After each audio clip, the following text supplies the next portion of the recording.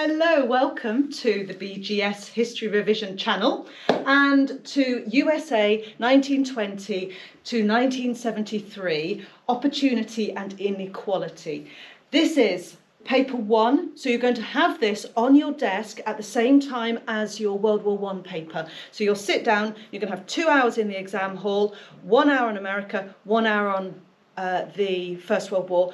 But guys, you can do that in any order you like. So if you want to start with the First World War, do that, move on to America, or the other way around. And if you want to do question 4 before you do question 1, equally that's fine. Just do it in the order that you want to do, that you feel comfortable doing. Sometimes you want to do the big ticket questions first, so do that, bank those. To America, 1 hour you get for that for 6 questions. You've got 3 questions on 2 interpretations, and then questions 4, 5 and 6. I'm going to deal with those in another video so that you only have to worry about the interpretations on this video. Okay, so question 1. What you're going to have is 2 interpretations. I want you to read those interpretations. We have told you, your teachers, time and time again, for questions 1 and 3, no provenance. It doesn't matter who wrote it, when they wrote it, why they wrote it. For questions 1 and 3, you're only going to bother about what's in the actual interpretations, what they say. It's question 2 that worries about why they wrote it, who wrote it. Okay, so questions 1 and 3, no provenance. For all our interpretations, we use the ask method. So what is the argument? Read the interpretation and decide, are they being positive about something? Are they being negative about something? Are they saying that the extent of change was absolutely huge? Or are they saying that the extent of change was minuscule? That's the sort of thing that you're trying to do. You're trying to simply identify the argument in each of the interpretations. Then you've got to start thinking, from what Miss Kappa and every other one of my teachers has taught me, what do I know from that that either supports that argument or challenges that argument? Annotate the interpretations right all round, and that's fine. The only person who will ever see those again is me. They don't go off to the exam board, so you can write to your heart's content. Okay, once you've identified the argument and how to support and challenge it, you need to answer the questions. So, question number 1 is going to ask you how interpretations A and B differ. So simply, how are their arguments different? This is how I want you to structure your answer for this one. A is positive when it claims X. Or it could be A is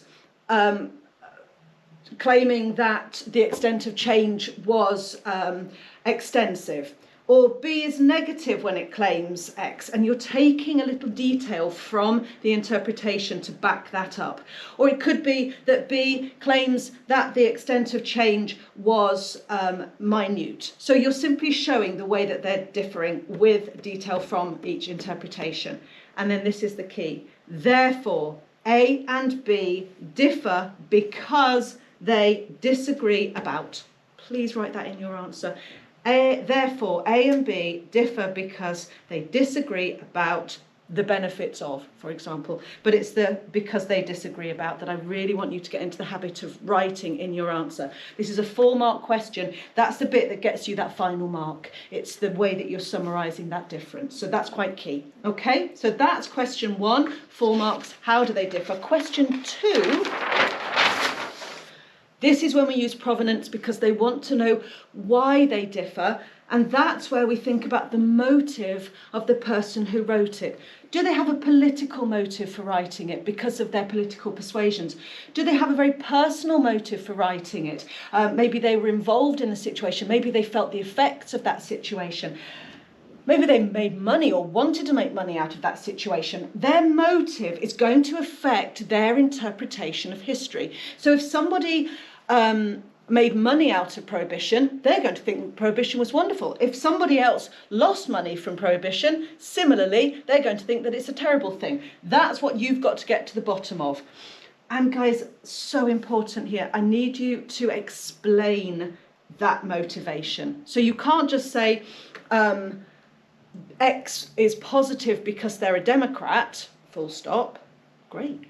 Remember, so what? So what? Well, X is a Democrat. Being the same party as the president, he will wish to support the policies and their impact in order to justify them. That's the motive. That's why you've explained it. All right, it's so important that you explain the motive and the provenance. So that's question 2, also 4 marks.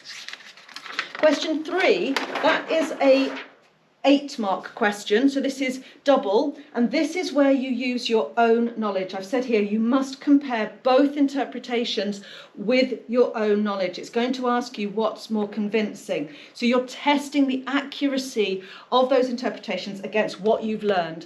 And I need you, please, to give a decision. Okay, so how do we structure this one?